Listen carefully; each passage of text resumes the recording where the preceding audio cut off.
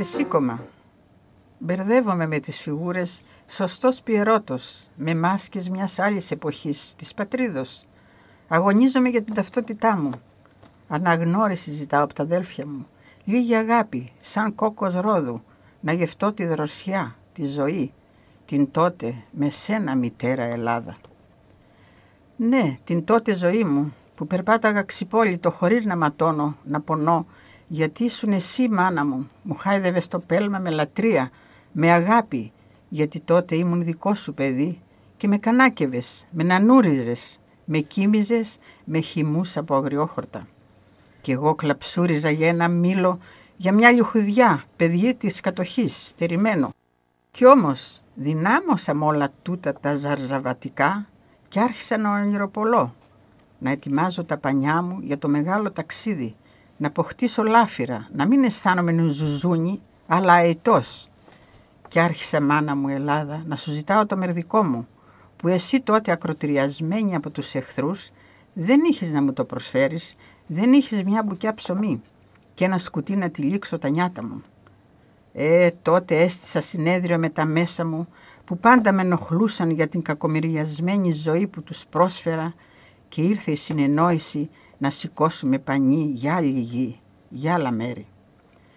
Μερικά από τα εσωτερικά μου, του εγώ μου, για το ταξίδι, και άρχισε να στείλουν χορό τρικούβερτο. Κοντέψαν να με πληγώσουν με τα τσαλιμάκια τους.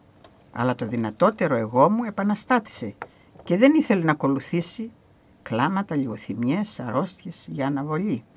Αγωνιζόμουν, δεν μπορούσε να ξεκολλήσει από τη μάνα, ευαίσθητη καρδιά, πόναγε για όλα. Τα αγαπούσε όλα, ως και εκείνο το χαμομηλάκι που ξεφύτρωνε ανάμεσα στην πέτρα, στη γωνιά, εκεί του σπιτιού, και εκείνο το λάτρευε. Πώς τώρα έπρεπε να φύγει και να αποχωριστεί όλα τούτα τα αγαπημένα, τούτα του σπιτιού και της πατρίδος.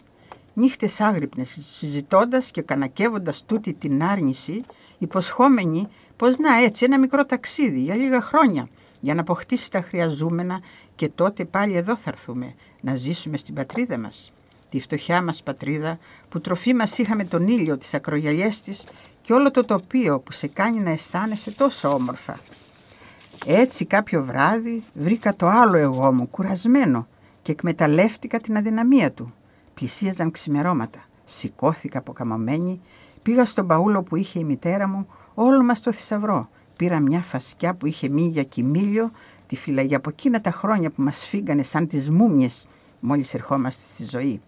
Να που τώρα μου χρειάστηκε να σφίξω κι εγώ όλο μου το σύστημα γύρω-γύρω στο στομάχι μου και στην κοιλιά μου, γιατί αισθανόμουν πως θα τρυπήσει το κορμί μου από τους πόνους.